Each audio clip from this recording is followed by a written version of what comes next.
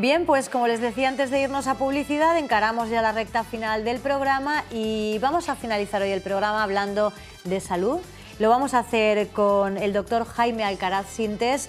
Él es miembro del Comité Científico de la Sociedad Española de Periodoncia y Oseointegración. ¿Qué tal, doctor? Buenas noches. Buenas noches. ¿Qué tal? Bueno, vamos a hablar hoy de un problema o de una patología, o como le queramos llamar, que es muy frecuente, que a veces la detectamos y no le damos importancia, pero seguro que tiene una solución y que nos va a hacer ganar en calidad de vida si la atajamos. Hablamos de la hipersensibilidad dental o la hipersensibilidad dentinaria, como también se la conoce, y es esa sensación a lo mejor de notar el frío o el calor al contacto en nuestros dientes y que nos crea esa sensación tan desagradable a veces e incluso dolorosa, ¿no?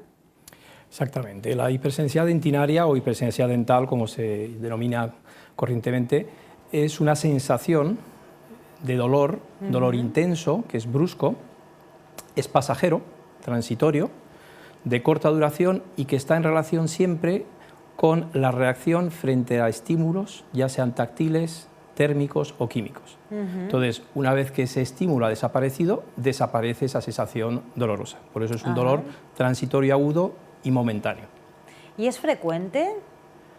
La frecuencia de la hipersensibilidad dentinaria es más frecuente de lo que se imagina. Claro. Prácticamente un 25% de la población en un momento determinado de su vida padece de algún tipo de hipersensibilidad. O sea, resumiendo sería de cada 4 personas, una padece el problema de la hipersensibilidad dentinaria. O sea que es una patología hoy en día bastante frecuente.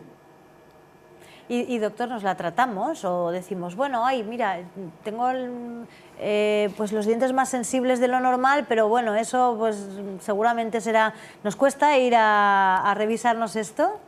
Sí, suele ocurrir que muchos pacientes creen que la hipersensibilidad dentinaria tiene una mala solución. Al contrario, la mayoría de los pacientes que tienen hipersensibilidad tienen una curación, como ahora veremos. Sí. Entonces, un mensaje que queremos transmitir es que aquellos pacientes que creen que su problema no tiene solución, porque muchas veces los pacientes llega un momento en que se aíslan socialmente, es molesto, sobre todo cuando se cronifica y se reciba este tipo de sensación dolorosa, y entonces no acuden al profesional dentista para buscar una solución.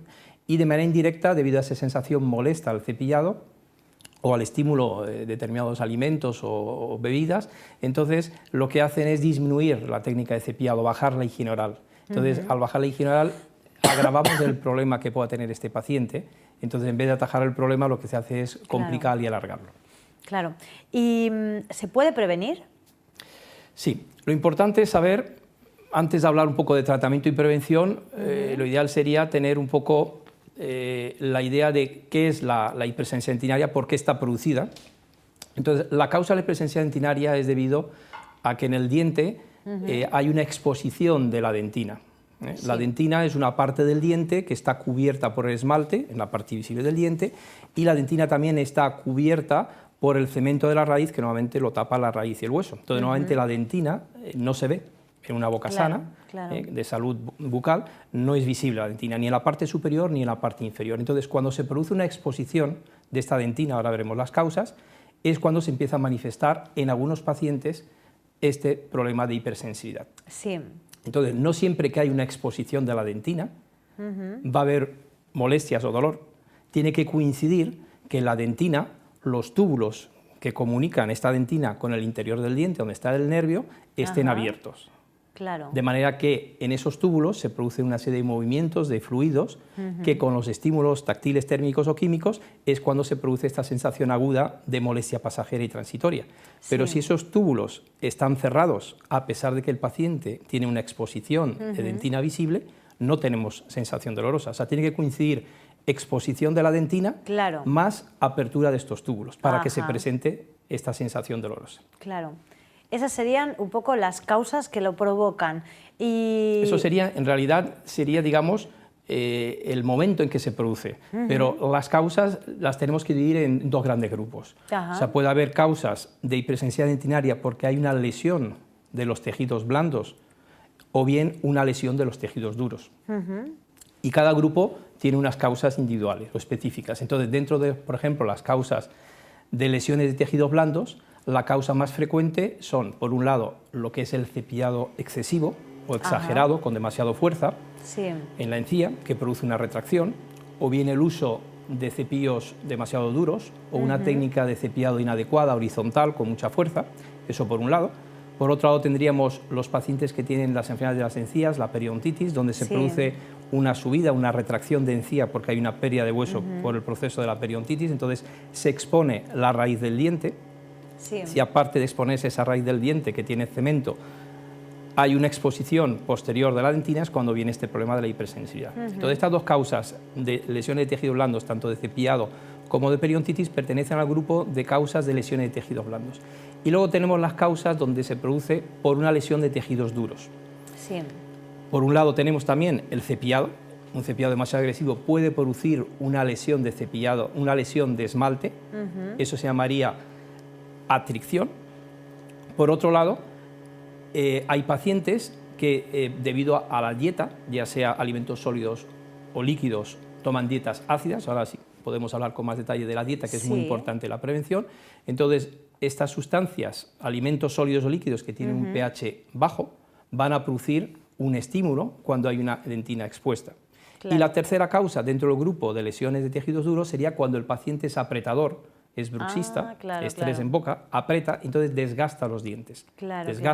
Entonces, al desgastar los dientes se pueden producir, por un lado, unas pequeñas microfracturas entre el esmalte y la raíz, de manera que queda expuesta a la dentina, o bien también se pueden producir unas facetas de desgaste en la cara de los dientes donde se mastica. Eso se llama atricción.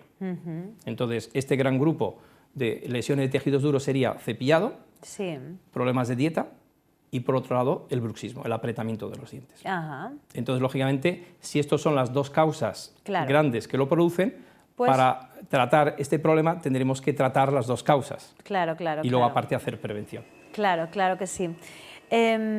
¿Cómo se tratan? ¿De qué forma podemos tratar ambos, digamos, factores de riesgo o que provocan esta patología? Bien. Vamos a ir un poco enumerando cada una de las causas que hemos citado anteriormente, y entonces vamos a ver en cada causa qué tratamiento daríamos. Muy bien. Si la lesión está producida por un cepillado agresivo, pues habrá que cambiar la técnica de cepillado del paciente, explicar una técnica adecuada que no sea lesiva. Si el cepillo es duro o un cepillo de mala calidad, pues habrá que recomendar qué tipo de cepillos aconsejamos para una técnica de cepillado. Y esos hábitos hay que corregirlo cuando el paciente viene como medidas preventivas.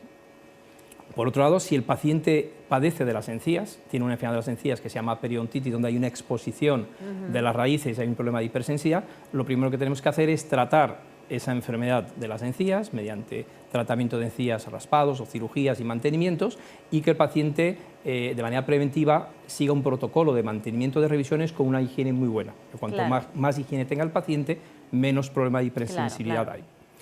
Estos serían los dos tratamientos que damos cuando el paciente tiene hipersensibilidad por estas causas. En cuanto al tratamiento de las lesiones de los tejidos duros, si el paciente es un paciente apretador, entonces se le va a aconsejar, lógicamente, que lleve una férula, una placa de descarga, para evitar ese desgaste en las caras donde se mastica, o bien evitar esas microfracturas. Entonces hay que hacer un tratamiento de férula. Por otro lado, pacientes, por ejemplo, que eso ocurre mucho en pacientes jóvenes, la frecuencia mayor de la hipersensibilidad se suele dar en pacientes entre los 20 y los 44 años. Pero cada vez se está dando en edades más jóvenes. Entonces, en la población joven, alrededor de los 20 años, hay un gran consumo de bebidas ácidas, entonces la dieta es muy importante. Hoy en día, pacientes jóvenes que, por ejemplo, hacen deporte. Cuando se hace deporte, se produce una sequedad de boca por la disminución de la producción de saliva en las glándulas salivales. Y entonces, estos pacientes que hacen deporte toman bebidas isotónicas, carbohidratadas, gaseosas, que tienen un gran componente ácido. Entonces, eso hace una erosión a nivel del cuello del diente. Entonces, estamos empeorando, digamos, este componente de acción química, y es lo que está produciendo. Entonces, el control de la dieta es muy importante. Hay que evitar dietas que tengan tanto alimentos como bebidas con un gran componente ácido. Por ejemplo, dentro de todas, el vinagre es el que tiene el pH más ácido. Todos los zumos cítricos, kiwi, naranja, limón, pomelo, bebidas carbohidratadas Sí, sí, sí. El vino, sobre todo el vino blanco, tiene un pH mucho más ácido que el vino tinto. Entonces el vino blanco tiene un gran componente ácido que puede perjudicar o producir un factor desagrante en estas... Y eso sería un poquito cómo tocamos, digamos, las distintas causas. Según la causa vamos tratando al paciente de una manera u otra. Pero por eso hay que insistir mucho en la población joven en la reducción de este consumo de bebidas carbohidratadas, porque están produciendo unos grandes desgastes. Pacientes, por ejemplo, que tienen vómitos, que tienen regurgitaciones ácidas. Todo esto produce, hace que esa acidez produzca una erosión en la cara del esmalte y en la raíz. Entonces, también hay que tratar este tipo de patología digestiva para evitar tener este tipo de problema de hipersensibilidad. Claro. Y doctor, ¿se puede confundir quizá los síntomas o esa hipersensibilidad dental con algún otro dolor que venga provocado por otra causa? Sí, lo importante, ¿Cómo lo podemos antes de tratar un detectar? paciente que tiene hipersensibilidad dental, lo importante es hacer el diagnóstico correcto, es lo que se llama el diagnóstico diferencial o diagnóstico por exclusión. Entonces, había un médico en el siglo XX, principio del siglo XX, el doctor William Holdell, tenía una frase muy bonita que se aplica tanto en medicina como en odontología, es: si escuchas atentamente al paciente, el paciente te dará el diagnóstico. Entonces es muy importante cuando el paciente viene a la consulta por un problema de hipersensibilidad, aparte de hacer la exploración clínica con radiografías y una exploración como hacemos a todos los pacientes en una primera visita, escucharle y ver qué tipo de patología, qué tipo de dolor tiene, si es un dolor agudo, crónico, con qué relación. Entonces tenemos que hacer el diagnóstico diferencial de lo que es la hipersensibilidad dentinaria, que muchas veces se produce en pacientes que son sanos desde el punto de vista de la encía, otros tienen periodontitis o lesiones de cepillado, pero el gran diagnóstico diferencial lo tenemos que hacer y diferenciar este dolor frente al dolor de la caries, que es un dolor distinto. O el paciente que, por ejemplo, tiene un empaste que está fracturado, donde hay unas filtraciones, entonces se produce una patología parecida, pero distinta. Pacientes que, por ejemplo, tienen alteraciones anatómicas, por ejemplo, entre el esmalte y la raíz, pues hay una alteración anatómica donde la dentina es visible, entonces es un defecto anatómico. Entonces todo este diagnóstico diferencial lo tenemos que hacer frente a lo que hemos comentado antes y lógicamente el tratamiento va a ser totalmente distinto. Muy bien, doctor, pues la verdad es que muchísimas gracias, tema interesantísimo, frecuente, como decíamos al principio, y lo más importante, con solución y que nos va a aportar además el solucionarlo una gran calidad de vida, ¿no? Vamos a mejorar. Muchísimas gracias por habernos visitado hoy, nos vemos pronto y seguimos hablando de la salud de nuestra boca, que es muy importante cuidarla. Gracias. De acuerdo, muchas gracias a ti.